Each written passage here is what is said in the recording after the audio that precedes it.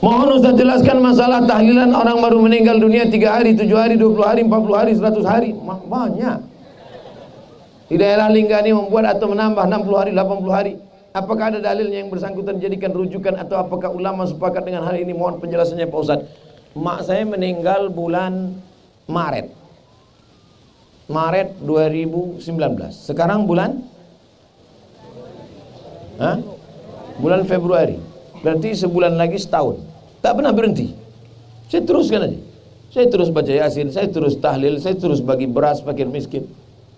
Bagi. Tak ada saya hitung sehari, 2 hari, 20 hari, 30 hari, 100 hari, tak ada. Terus sampai kapan? Selama ada duit sampai mati hari kiamat. Silakan. Kalau sayang sama orang tua kita, tak kita hitung-hitung. Tapi tak semua orang mampu. Maka karena dia tak mampu, maka dia pilihlah 7 hari. Ada dalam Quran 7 hari? Tak ada. Ada dalam hadis 7 hari? Tak ada. Nabi tak ada menyebut, Quran tak ada menyebut, hadis tak ada menyebut, Nabi tak ada menyebut, sahabat Nabi tak ada menyebut. Lalu yang menyebut 7 hari itu siapa? Yang menyebut 7 hari itu dari kalangan tabi'in, namanya Imam Atha. Apa kata Imam Atha? Imam Atha ini ulama. Orang meninggal dunia diuji di kuburnya 7 hari, maka diringankan ujiannya kalau keluarganya bersedekah makan selama 7 hari 7 malam. Maka yang kaya-kaya, yang duit banyak, yang kebun luas, yang sampan banyak, yang ikan banyak, sedekah. Yang tak ada duitnya sampai ngutang. Miskin, susah, melarat, ngutang pula lagi untuk buat bubur kacang hijau. Inilah dia orang susah ditimpa tangga, diterkam kucing. Datang alim ulama, tokoh masyarakat, serikat tolong menolong, datang ke rumah dia. Kami tahu kau miskin susah tak ada duit, maka kau jangan masak, kami yang akan bawakan masakan. Si fulan bawa air galon, si fulan bawakan nasi, si fulan bawakan rendang. Apa kata Nabi? Apa kata Nabi SAW? Siapkan makanan untuk keluarga Ja'far li'annahu yus'iluhum. Tapi kalau ada yang kaya, sedekahkan. Buat nasi kotak, buat nasi banyak-banyak. Assalamualaikum Bapak Ibu sekalian, kata sambutan dari saya sebagai keluarga ahli waris. Saya tahu kalian semua takut makan. Ini bukan harta warisan, ini bukan harta yang belum dibagi, ini bukan harta almarhum, ini ada anak saya. Apa kalian tak tahu bahwa saya ini orang kaya? Bagi sedekah.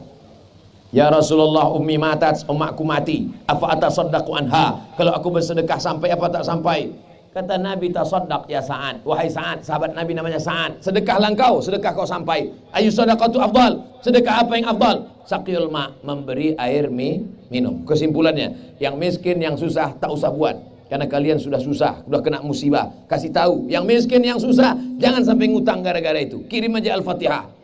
Wa in khatimul Quran, sebagus-bagusnya kirimkan sekhatam Quran, kata Imam Nawawi. Tak sanggup sekhatam Quran, bacakan surat Yasin, hatinya Quran. Yasin pun tak sanggup, bacakan Al-Fatihah. Al-Fatihah pun tak sanggup, ke laut. Payah.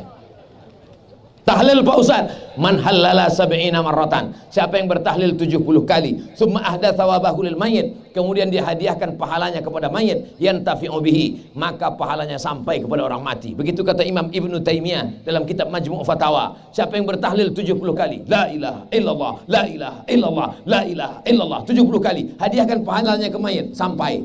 Kalau ada jamaah mengatakan tak sampai, mana nama lengkapnya? Sini. Supaya nanti kalau dia mati saya kirim. Kalau tak sampai, cepat-cepat kasih kabar. Jelas?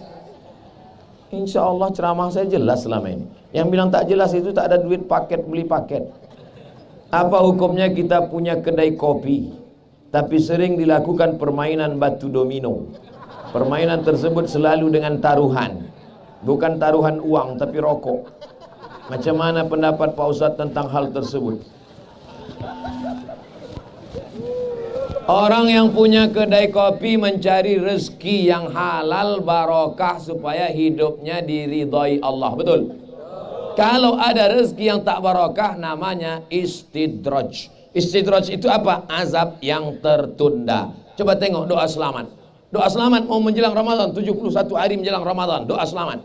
Orang Melayu di Daik masih ada lagi malam doa selamat menyambut puasa. Allahumma inna nas'aluka salamatan fid din wa afiatan fil jasad wa ziyadatan fil ilmi wa barakatan, rezeki barokah. Mana ada rezeki barokah? Di situ ada haram. Mana ada rezeki barokah? Ada judi. Mana ada rezeki barokah? Orang lupa salat. Hayya 'ala shalah, kelepak balana. Mana ada barokah? Berhenti. Berhenti. Yang menyediakan tempat-tempat judi, tempat-tempat gaplek, walaupun judinya cuma makan Indomie, walaupun judinya cuma duduk-duduk saja, berhenti. Tak juga berhenti kalian, tengok naik air laut itu ke darat baru tahu. Menggulung dia naik. Apa namanya? Tsunami. Itu baru yang perempuan, yang laki-laki Sumanto. Wattaqu fitnatan la tusibanna alladzina zalamu minkum khassah. Takutlah kamu kepada azab Allah. Azab Allah kalau datang, dia tidak mengazab yang berdosa saja, yang baik-baik pun habis rata semuanya.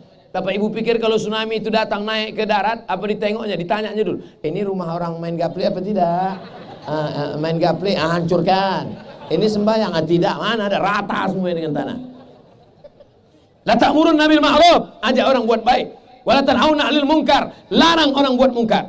Kalau kamu tidak lakukan itu, la yushikanna ayyab'atsallahu 'alaikum iqaban. Allah akan turunkan azab. Ketika azab turun, kamu berdoa pagi, petang, siang, malam, fala yustajabu lakum. Doa kamu tak dikabulkan Allah. Kenapa tak dikabulkan Allah? Karena tidak ada amar ma'ruf nahi munkar. Sudah aku sampaikan ya Allah. Sudah aku sampaikan ya Allah. Buatkan perdanya, peraturan daerah. Marah Ustaz? Enggak, memang stylenya aja gitu.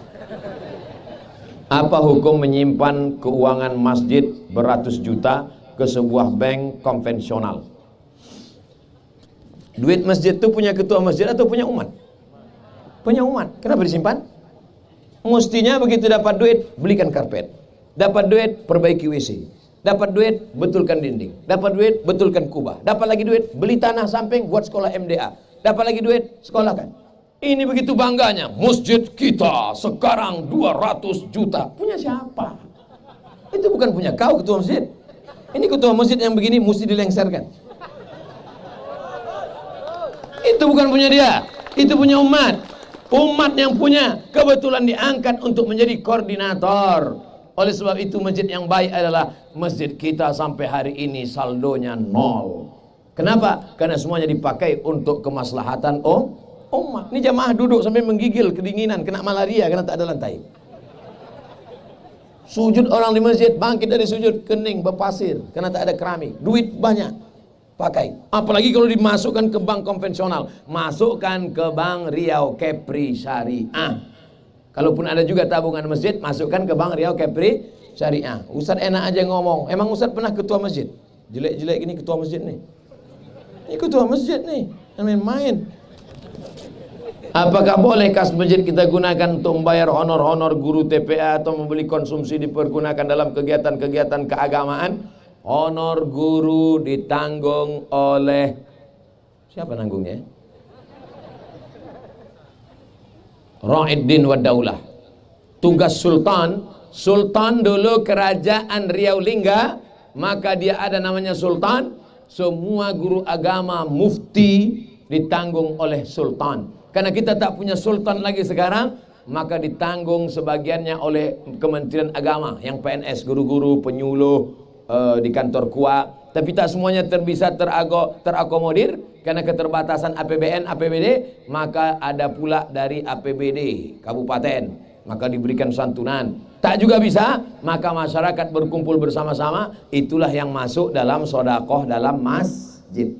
Yang tak boleh dibagikan itu adalah dia khususkan, ini sedekah kotak yatim. Tak boleh diambil kotak yatim diberikan ke guru TPA, tak boleh.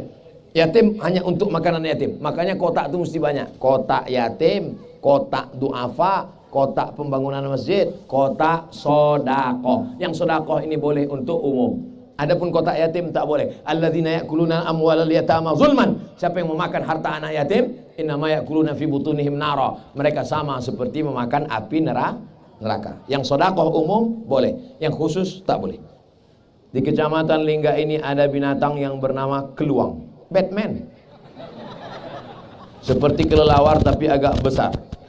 Setiap sore atau musim buah banyak binatang tersebut keluar sehingga berterbangan di atas langit mencari makan berupa buah-buahan. Apa hukum mengkonsumsi hewan tersebut? Giginya, makanannya kates, jambu, tapi giginya tajam kan? Macam anjing mukanya kan?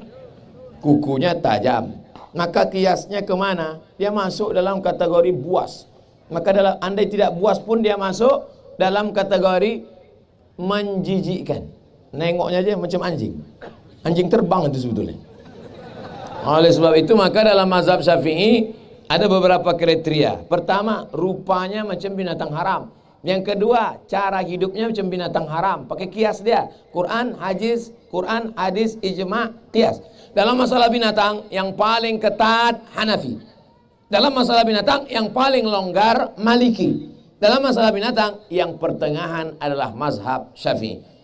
Tidak boleh karena di dua alam, tidak boleh karena menjijikkan. Wa harrama alaikumul khaba'is. Diharamkan bagi kamu yang menjijikkan. Bekicot boleh apa tak boleh? Tak boleh dalam mazhab Syafi'i. Kenapa? Menjijikkan.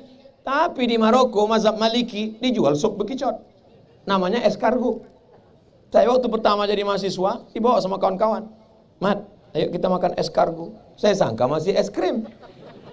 Saya tengok, macam bekicot. Ini bekicot kata saya. Enggak, kata mereka. Saya makanlah habis semangkuk.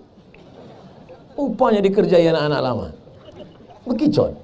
Dalam mazhab Syafi'i haram. Kenapa? Menjijikkan. Dalam mazhab Maliki tidak. Maka dalam mazhab Maliki ketat. Kalau ada orang mengatakan makanlah keluang ini karena keluang ini makruh, mungkin yang dia pakai adalah mazhab Maliki. Tapi jangan pula kalian gorengkan nanti saya kasih besok pagi. Oleh sebab itu maka masih banyak lagi makanan-makanan lain yang kita makan. Salah satu penyebab corona ini, inilah dia. Ini corona. Kalau dimakan ini lama-lama bukan corona, Corolla pun datang. Barulah paham kita bagaimana halus bersihnya ajaran Islam, bahwa ternyata makanan-makanan yang kotor ini tidak hanya berpengaruh pada perilaku, tapi juga berpengaruh kepada kesehatan. Dibawalah 2 ekor ayam jantan. Hei Imam Muhammad Abduh, iya, mengapa tak boleh makan babi? Kata saya Muhammad Abduh, coba bawa ayam jantan. 2 ekor ayam jantan, masukkan 1 ayam betina, buat 1 kandang. Bukelai ayam jantan 2 ekor sampai tetes darah penghabisan untuk merebutkan ayam betina. Masukkan 2 babi jantan, 1 babi betina. Kompromi dia. Tak ada rasa cemburu dalam hatinya. Oleh sebab itu maka makanan berpengaruh kepada perilaku, makanan berpengaruh kepada otak, makanan ternyata juga berpengaruh kepada kesehatan. Maka disitulah hikmahnya. Apa kata Syekh Mursyid Tarekat Naqsabandiyah, namanya Buya Alaidin Attari Aidarus. Kata beliau waktu ziarah ke makam Syekh Burhanuddin, kalaulah indak dek Syekh Burhanuddin sampai kini awak makan keluang. Masih ingat saya cakapnya itu. Kalaulah bukan karena Syekh Burhanuddin, ulama di Kampar Kiri, lahir tahun 1111, 1000 tahun yang lalu. Kalaulah bukan karena Syekh Burhanuddin, sampai hari ini kita makan keluang. Syekh Burhanuddin mengharamkan keluang, sampai hari ini orang Kampar Kiri tidak makan keluang. Mudah-mudahan kita selamatkan diri kita dari makan ini insyaallah. Kecuali semuanya mati. Semua binatang mati kecuali keluang. Pilihannya 2, mati atau makan keluang. Pilih mana? Makanlah sup keluang. Tapi selama masih ada lagi makanan-makanan ikan melimpah ruah, maka jangan kotori mulut kita, badan kita dengan sesuatu yang diharamkan Allah Subhanahu wa taala. Mudah-mudahan Allah tetap menjaga Lingga menjadi negeri yang tetap baldatun thayyibatun wa rabbun ghafur. Ala hazihi niyyah wa kulli niyatin salihah. Al-Fatihah.